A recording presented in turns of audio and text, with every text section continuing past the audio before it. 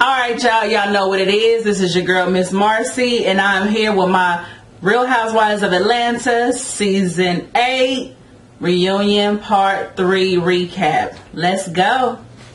Alright, so they gone ahead and bring out Miss Nene Leakes in the beginning. You know, she comes out and twirls to everybody. She got on this white, sheer, like, see-through jumpsuit. I thought it was cute, but y'all know Nene, she tall and hippie, you know.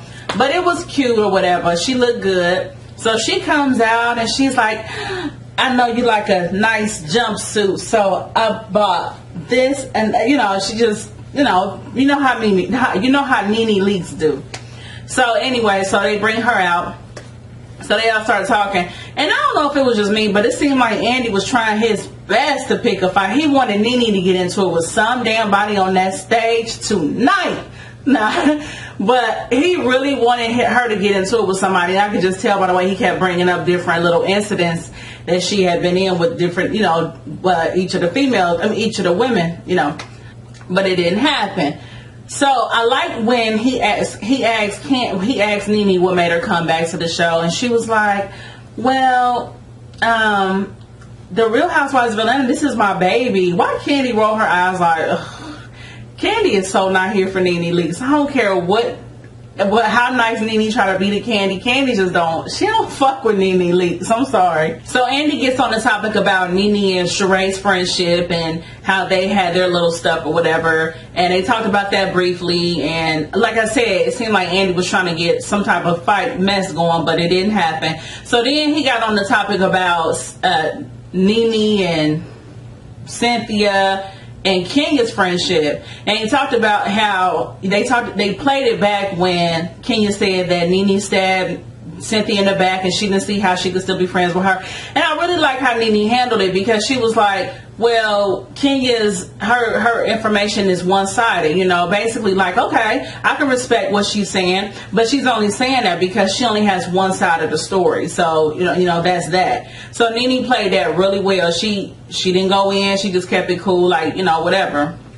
So then they got on the whole thing about Cynthia saying that her and Kenya was just okay. They were just like, they wasn't like her and Nene. Y'all remember the whole situation where, oh, you said I'm not your best friend. I'm not your best friend. Oh my gosh. Oh my gosh. You know, that little elementary girl shit that they was on when Cynthia made it look like her and Kenya was not really all of that when Nene came back to the picture or whatever. So they got on that. And did y'all see Phaedra's face, honey, when they was asking Cynthia, like, well, why did you say that? Phaedra was looking like she wanted to get in, like, yeah, bitch, why did you say that? She was all in it. But so Cynthia was just saying, like, you know, her and Kenya hadn't really built the situation, you know, they hadn't built a strong bond like her and Nene had or whatever. And she was saying that she was happy for Nene to be back in the picture, be back into her life. It felt good for them to rekindle their friendship again. And it just made Kenya feel some type of way. But they have already discussed that. I'm tired of them talking about that. Honey, Andy done labeled Phaedra and Portia freaking frack. He mentioned how they acted like they really wasn't too happy to see Nene when she came on. And Nene was like, I don't know why Phaedra and Portia act like that. They were like, no, we were glad to see you. No, they wasn't. So anyway, so moving on from that, they get on the whole thing about Andy asked Nene if he thought that Kim Fields was a good fit for the show. Like I said, he was trying to pick at every little corner to get Nene and somebody into it. But so she said no, she didn't feel like Kim was a good fit for the show. She said that Kim actually acted as if she didn't want to be friends with anybody. And this is what I'm going to say. Now, this whole season, I've been saying it, that I do not feel like Kim Fields is a good fit for this show. However, I watched one of Funky Dineva's videos, and he really made a really good point that I had never even thought about. And basically what he was saying, well, I mean, I don't remember everything he said verbatim, but he said something along the lines of, if you're looking for the typical reality shows that we've been used to watching with the whole cattiness and all the back and forth and all that, then no, Kim Fields is not a good fit for this show. But Kim really does in real life. Kim Fields represents the well-to-do, people who, the housewives who really do live in Atlanta, like on an everyday basis. And if you think about it, that is true. She's average, she doesn't try to be like real Hollywood. She doesn't wear makeup all like that. Y'all remember during the season, she had that little brunch where she wanted them to come without makeup and everything.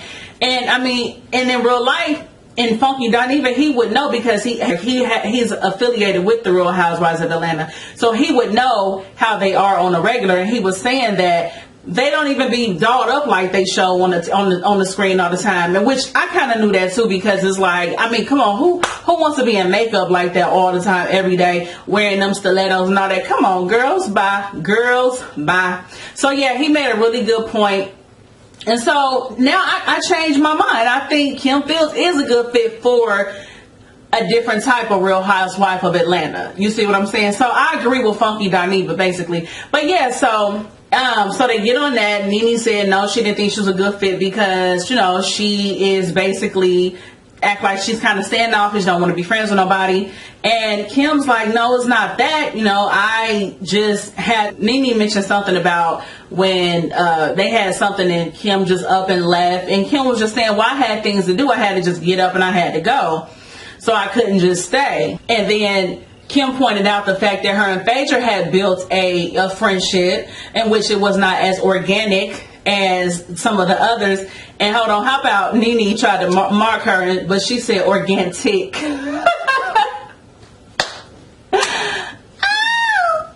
I thought it was interesting how they got on the whole Moore Manor and Chateau Sheree, and Kenya said she was going to be moving in like soon. And then he asked Sheree when she was going to be moving in, and she said in a couple of weeks or whatever. And I'm like, no, she said in about 4 weeks. I'm like, she just saying that just to have something to say. But anyway, so one of the viewers said that Phaedra was phony because she was acting all, she was defending something that Kim was saying about being classy. And yet she was just in Miami half naked with Portia, and which she was. And Candy pointed out the fact that Kim was a little acting, she was kind of conflicting her, because one minute she was saying she needed some class and she, didn't care to see everybody showing their ass and stuff. And yet she was defending it, saying that we need different, types of women to whatever. And Candy was just like, well, that's kind of confusing, because on the one hand you defended it, on the other hand you're saying you don't want to see it, So then they bring out the husbands. Matt brings all the ladies a flower, which I thought was cute. Then they get on the whole thing about, well, first let me say this.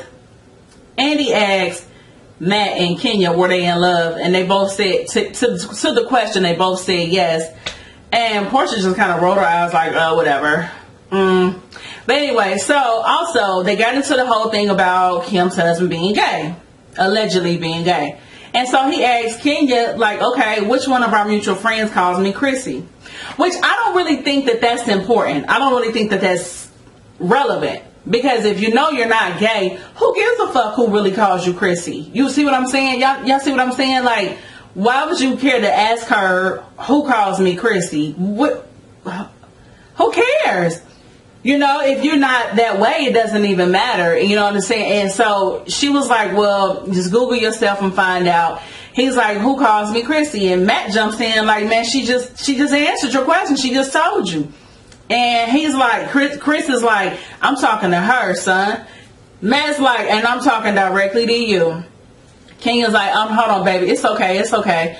And yeah, like, why would you ask her who calls you Chrissy? Who cares if you know you're not that way?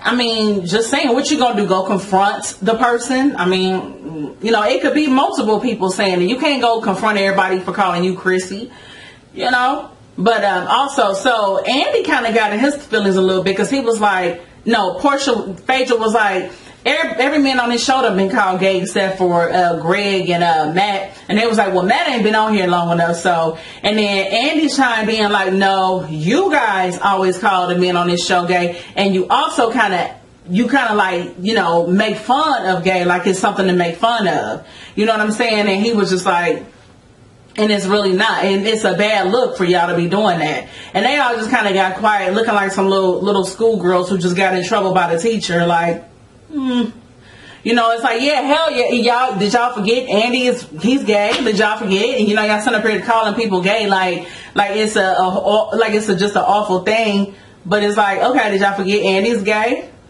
My gosh. I'm thinking they better cut it out for their asses before he cut their damn checks out. So in response to the whole gay alleged gayness, Chris says that he's comfortable and secure in his manhood and that he's always getting talked about because he's a performer. Whatever. Whatever. I don't really dig that response because there's a lot of male performers who don't get called gay. So you can't say, oh, I'm getting used to, well, maybe he was just saying he's used to being talked about, period, whether or not it's people calling him gay or not. So then one of the viewers says, you know, Portia need to be the last one talking about somebody being gay because Cordell was called gay. And lo and behold, Portia blames the shit on Kenya. How the hell do you blame Kenya for everything? I'm telling y'all, Portia comes off like a little sister to Kenya. Kenya's fault, it's Kenya's fault, it's Kenya's fault, it's Kenya's fault, it's Kenya's fault. I mean, damn. Kenya's not that... Kenya that damn powerful? I mean, shit. Alright, so then they get on the whole situation with the feds coming to Cynthia and Peter's house and Todd and Candy's house. So the question was asked directly to Cynthia and Peter if they thought that Phaedra had something to do with the feds coming over there, if Phaedra sent the feds over there. And they said no.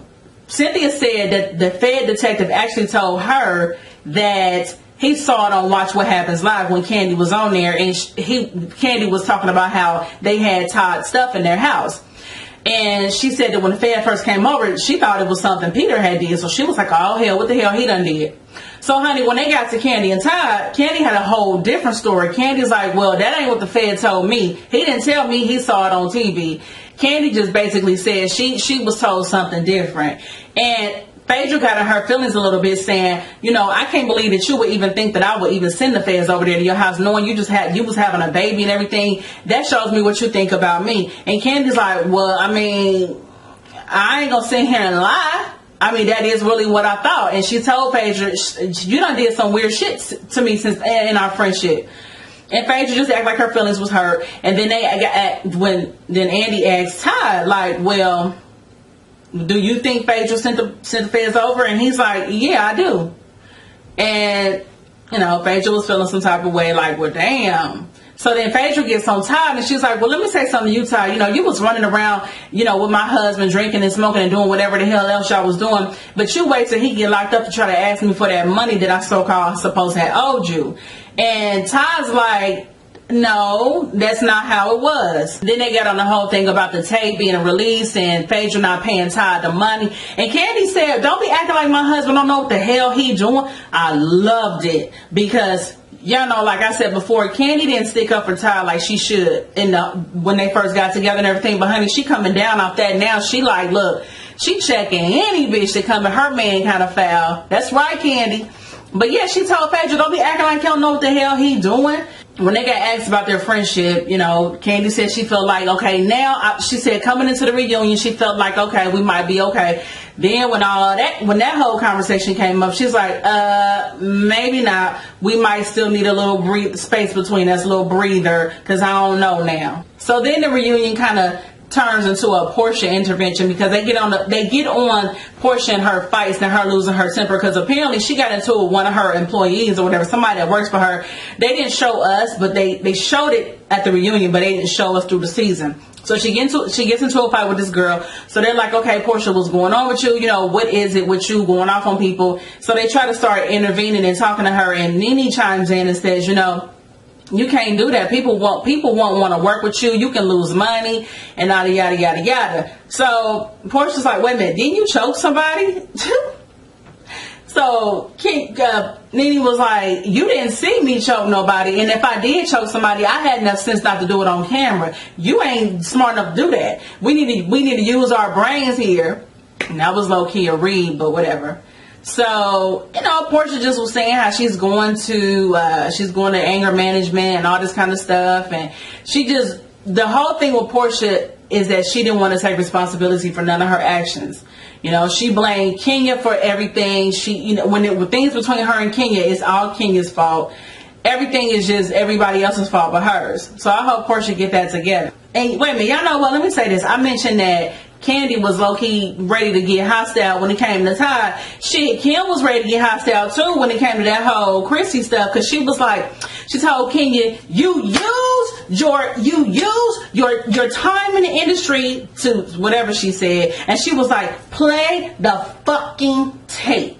Where Kenya said that 20 years ago, something about 20 years ago when she was on Living Single, that's when she heard the rumors and all this jazz. But it was some discrepancy about the 10 years or the 20 years. Regardless of whatever years it was, the point is, people were saying your husband was gay, okay, Kim? I didn't think it was necessary for Chris to call Kenya an awful person, because Andy had asked her, I'm going back a little bit, y'all. Andy had asked her why she wasn't the only one that apologized to Chris when the whole conversation took place.